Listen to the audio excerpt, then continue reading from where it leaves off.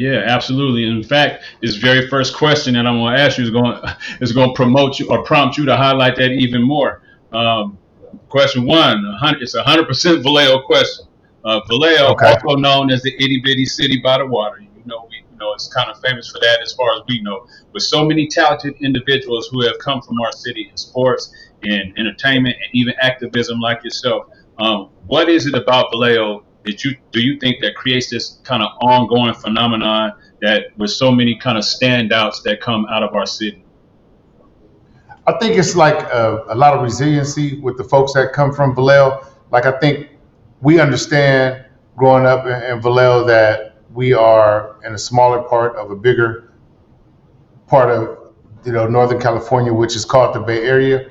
So I think folks from the V have a resiliency. Like, yeah, we may be from the small city, but we're gonna make an impact too, and we influenced obviously by what happens in San Francisco, what happens in Oakland, and other cities of the Bay that may be a little bit bigger. And so that resiliency, that chip on our shoulder, it comes from that. And folks from the V always want to make sure that people know that it's a small but mighty city. And to your point, we have so many folks that come out of Vallejo that are world renowned that people know, and they don't understand that we had the privilege and opportunity of seeing them folks grow up and seeing them folks make it. Folks Mhm. like E40, folks like CC Sabathia, folks like CJ Anderson, who I just had on my second episode of the podcast, folks like Bobby Brooks. I mean, I can name several dozen folks, um, and the list goes on, but people don't really understand that the reason why we have so many folks that put it down coming from Vallejo is that resiliency, but also that exposure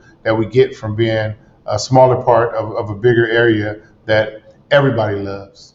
Man, that's a great explanation. I've asked this question to many people that I've interviewed already from Vallejo, and that answer, that response, is a kind of a unique one, but it's right on. I feel like you hit the nail on the head when it talks about us having a Vallejo having a kind of a chip on his shoulder, being a smaller city in the Bay Area.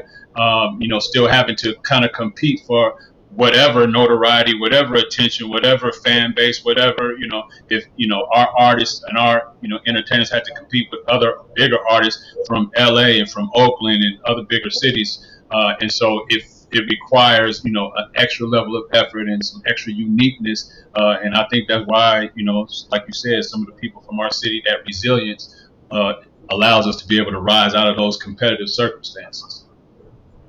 And having a we got our own swag, we got our own game, but at the end of the day, it's a culmination of what we do in Vallejo, and it rubs off also to other areas of the Bay Area too.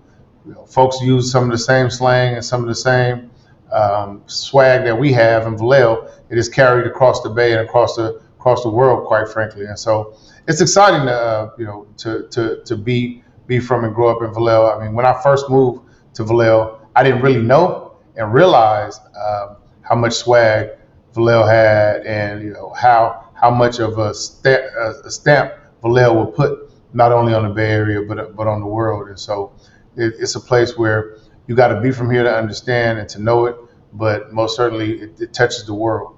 Yeah, yeah, yeah. I took Vallejo with me when I came to TSU. I know Vallejo was already at TSU because of Fillmore Grand with Montoya, but I took it Right. with me too, man. And I know you did when you went down south too.